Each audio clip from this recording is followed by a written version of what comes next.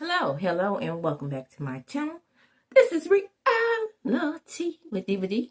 How you doing? Come on in. Like, comment, subscribe to the channel. Hit the notification bell button, and you will be notified when I upload a video. Share the video. Why? Because sharing is indeed caring. Now, I ain't gonna be before y'all long. I could not wait to discuss The Real Housewives of Atlanta, Season 7, the Shamia, Drew, Porsha, and K. Michelle show. This is episode 7. Now, of course, what do we do over here? We don't do average recaps. We analyze the people. And I'm just going to get right on into the scene of things. So the episode opens up and we got Porsha and Kelly still arguing about the Sizzling situation and the hot chili cheese Frito coochie. So that's kind of important, knowing she had a hot chili cheese Frito cooler, because this could tie into, I'm hearing some theories where this could tie into what happened with K. Michelle. Now, I couldn't correlate that, okay? But here is my theory. Okay, we all know Pinky was sick, and y'all know all about all that. I'm getting to the oysters of it all. So we have Porsha, and she's sitting there playing in the oysters. Did Drew have a look? Yes. Did Angela have a look? They all had a look. I probably would have had a look if I was there and I saw somebody twirling around in oysters. Now, everything on this show becomes sexual, don't it? So it's quite possible that she was flicking around in those oysters, acting like it was a clean cooter because of her doing the licky more than the sticky now. It's a lot of different theories. The one theory that I cannot bring myself to understand, even though K. Michelle looked around at her and looked like she was seeing a ghost, that out of all the theories that I've seen, and I promise you I have seen a lot, because I watched Bundy, I watched Roxanne, I watched Rodney, out of all of, and Erica De Niro, out of all of those theories, I could not bring myself to understand how in the hell did K. Michelle come up with the oysters reminding her of her stinky cooter when Mano said her cooter smelled. Unless, the only way that I could do that, because, it seems like she reaching so bad. Do I believe that Porsha and Phaedra and all the rest of the girls do that mean girl shit? Absolutely. But do I see it in this particular instance? No. Porsha seemed like she was just trying to be funny. That's the first thing. And I'm going to tell y'all like my mom used to tell me. Now, we didn't eat oysters a lot around here, but we did used to go to seafood buffets quite a bit at Silver Star Casino. Shout out to our local casinos around here, Silver Star, Golden Moon, and Crystal Skies. So, we did go to the casino quite a bit, and we would eat oysters there. And, like, if there was yellow on them, my mom, that was the only way my mom would say they weren't, worth eating. She basically eating raw, whatever that is in the middle. It smells fishy. The hell is seafood. So, basically, you're eating raw fish type food. It smells like seafood. And I don't know one piece of seafood that don't smell like cooter. Or if you want to equivocate it to cooter, because women, my understanding is that your pH is knocked off usually by sex or your period. Those are main causes for your pH to be knocked off. And that fishy odor is an indication of something. I don't know where men got this from or whatever, but the cooter has a tendency to let you know that there is something wrong. And a fishy odor is to let you know something wrong. Shout out to Magno, you dumb bastard. If you knew a woman's body before running up in it, then you would know you probably was the culprit as to why her cooter might have been off if you were smelling it. That's science. Boo boo. If y'all were raw dogging, especially, and y'all was the type of raw doggers where she didn't jump up real quick and take a shower, that she laid all in your seminal fluids, and you were screwing other women on top of that, that can knock off your pH. Also, just regular sex. Even if a man is faithful to you because of what you may be eating, you can still knock off a woman's pH. So if you eat a lot of seafood as a man, you can knock off a woman's pH. If a woman eats a lot of seafood, not saying that knocks off her pH per se, because seafood is actually good for you in most cases, that still can come down on the vagina and smell through your vagina. Just like they say, women can eat certain foods, and then make it smell good. Shout out to Erykah Badu, who eats pineapple, right? So it's a lot of different factors that factor into cooter smells. And when men are intimate with me, I make them educate themselves on this cooter here, because it's very important that I keep the cooter clean and sanitized with my pineapples and pineapple juices and juices and berries and all the different flavors other than douches and things like this, because douching also knocks off your pH. All these flowers and berries that men get to cover up the center of your vagina knocks off your pH. If anything, they need to make some sense. They need to make sense. I put an S on knees, and I don't need to do that. So I had to go back and correct myself. That's just me. But if I'm educating you on the cooter, I'm not just, because I'm trying to figure out what happened here. So I also want to say, with all the scents and flowers that men make, they should be making scents and berries to get their balance together. All STDs, let me say, all STDs come from men. Okay? That's the first thing. So to have an educated woman like K. Michelle, do I understand that being a national figure is not like being me? If a dude down the street said my cooter was stinky, and I would cuss him out and say, if he placed that on Facebook and made it public, I would get back on Facebook and say, what your balls smelling like? We got to have our comeback. What was that up under your balls? Huh? So were you perfectly smelling good down there? Were you cheating on me? And was you running up in the other holes? The reason why your spitmule was smelling? Yeah, you're pretty calm. I can tell you some things, because my mama, like I said, was the type of person that would give us sex ed classes. So I know all about women's piners, as my babies call them, and how to balance your pH.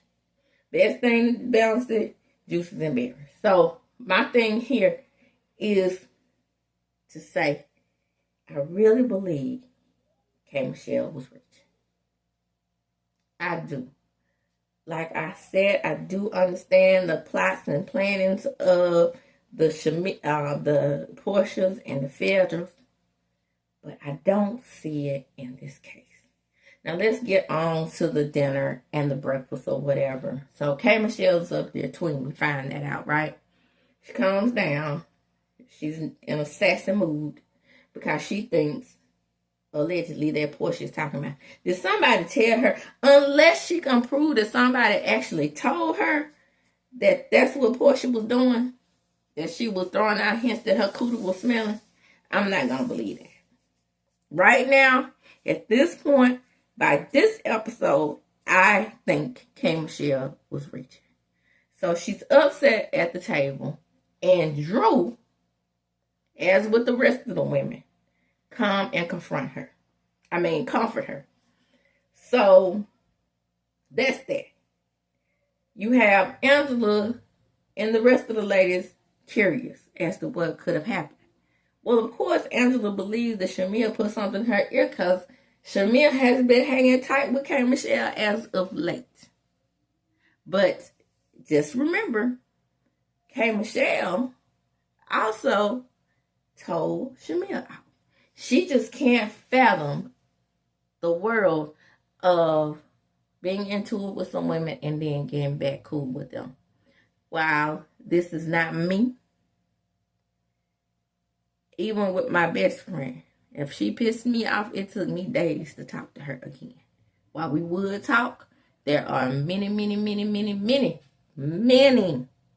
people that piss me off that I have never spoken to again.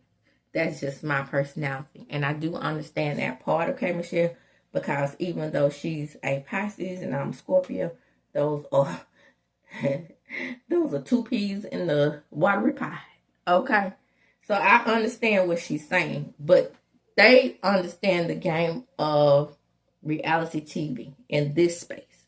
Notice I said in this space because K. Michelle is not of this space where she could go over there in Love and Hip Hop and still get her check and not be cool with anybody else on the show ever again. It don't work like that over here, boo-boo. It don't work like this in the Bravo sphere.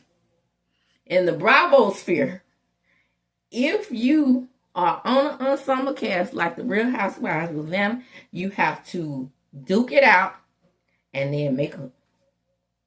Make up to break up. That's all we do. First you love me, then you hate me.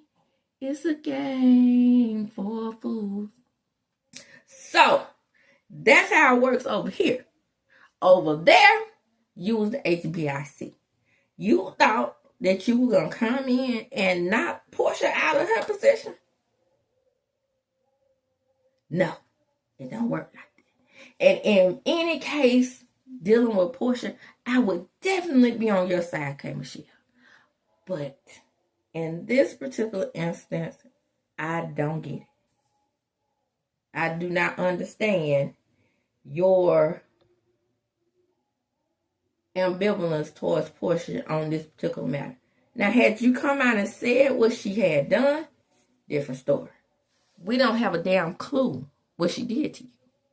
And then for you to stretch your ass across the table and put Drew in this about Black, it is absolutely positively asinine to me because I could not get it. If Black and Drew are messing around, why in the hell would they pull you into their situation? You sound crazy. You do. It makes no damn sense for you to just be standing up there arguing with Drew. And those reads, they fell flat for me. That whole, we don't care about nobody in the basement. You bring up Ralph more than Drew does. Are you saying that she don't have a storyline? But I know you watched, so you know about the dude in the basement. So seeing as how you watched and researched, then you would know that the basement storyline between Ralph and Drew has carried the last 4 seasons of this show. Had it not been for that, then we would have no you because there would be no show. And that's a fact. It wouldn't even be a Porsha because Porsha rode the Drew storyline all last season. And not only did Porsha ride it, Shamia wrote it. And they were semi-friends at the time. So they will be able to get together and ride that wave together. Now that Porsha is into it with Shamia, she don't have nobody to ride the wave with but boring ass Phaedra. So being that she's riding the wave with boring ass Phaedra, you're the new target. She's not going to let you come in first season and take her spot. She's thinking she's in the mindset that she earned her spot. So you need to earn yours. You need to earn your stripes. Porsha may not have been in a sorority. You were. So you know what it's like to be hazed. Number one. Number two, when people say that you are not a girl, you are in the biggest Greek organization of them all. Delta Sigma Theta, which is what I attempted to pledge when I was in school. I've done all the research, and I know our line, and the only line that we had at Jackson State, shout out to Delta Pi. The only line that we had at Jackson State was in spring of 1995. They had 88 or 89 girls. I'm not sure the actual size of the line. It was in the 80s. I think I'm gonna settle on 89. Also, the school that's in Jackson next to us is Tougaloo. I want to say even Tougaloo, and it's a small college. I want to say they even took over 50-some, 40-some girls. My point is, at black schools, they take over big lines because we don't have any other organizations to pick from. Yes, we have the Divine Nine, and that's it. At Caucasian schools, you can pledge as Caucasian fraternity, sorority. Most people don't, but plus, when I was in the 90s, when I was in school, Caucasian schools had a tendency to have a line every semester. So at our schools, they would take over a big line in the spring only, for most sororities and fraternities.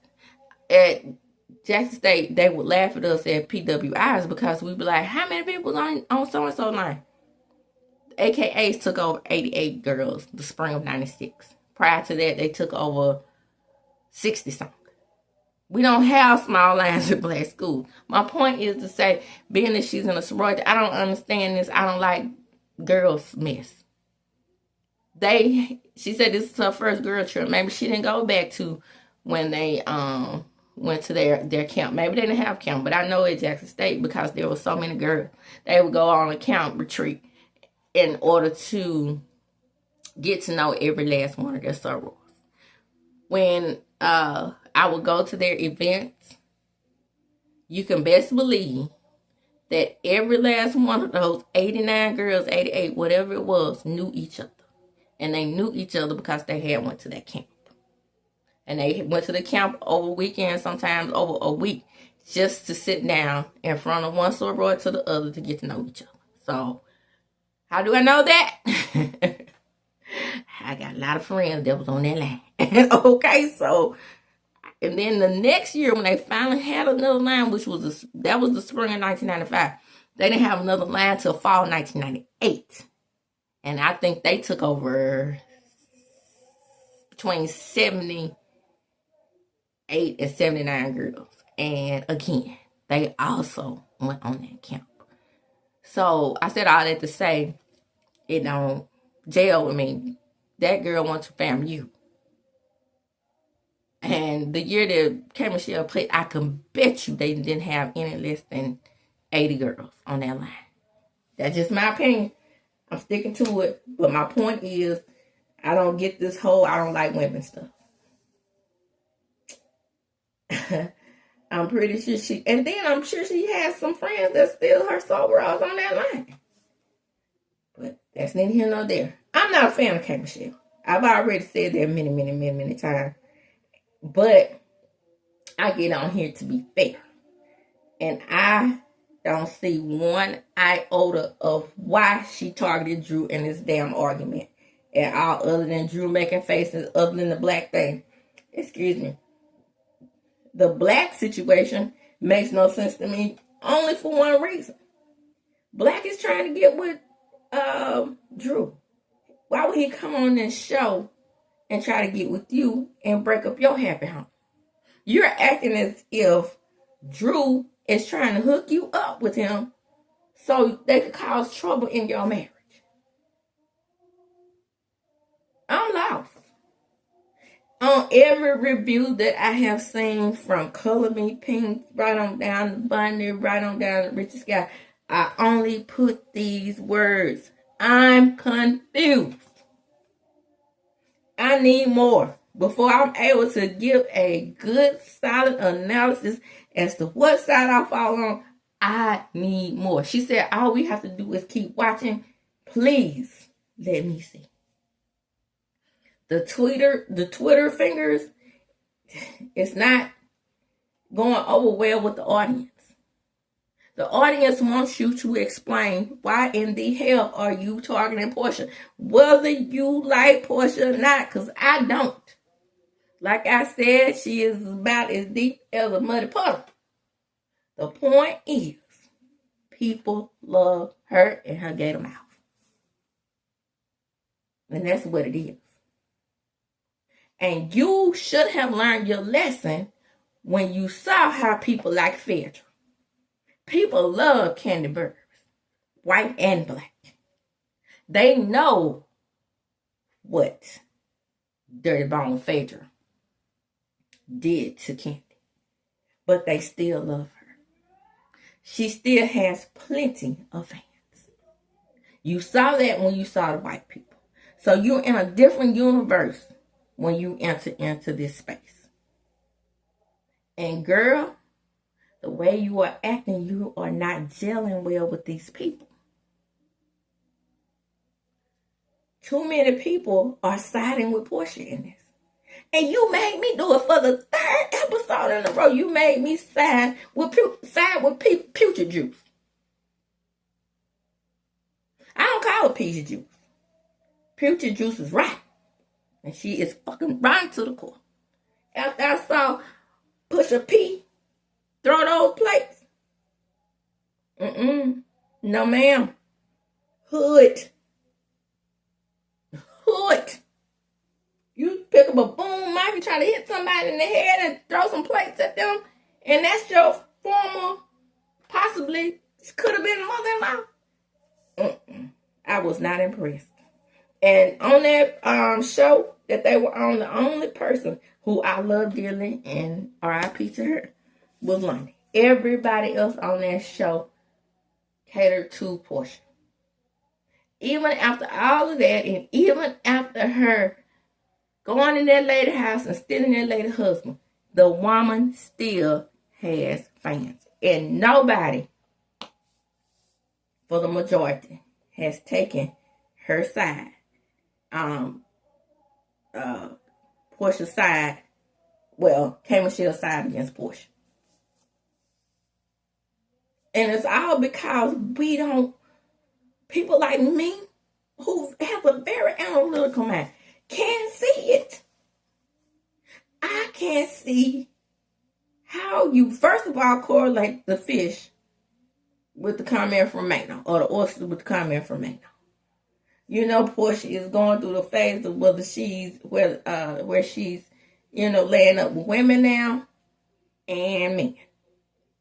So she might have liked that little vagina smell, or quote unquote. You know what I'm saying? She might have been like, this one's clean because it has vagina on it. But like I was saying, my mama used to say the fish should have been. That meant they were fresh. Drop down in the comments, let me know if that's what you do if you eat oysters as well. Now, I'm going to jump on to the end. Nothing really happened. They had the event finally. It was hurricane. Old boy was crying. Everybody won the crown. I wanted to place my emphasis on what I perceived to be happening at that dinner. And I'm lost. I am more lost than what I was before I got into it. Come on in. Like, comment, subscribe to my channel. Hit the notification bell button. You will be notified when I upload a video. Share the video, because sharing is caring. Let me know in the comments if you are still confused as I am. With that, I'm going to close. And as I do when I close, I'm going to chuck them up. Deuces.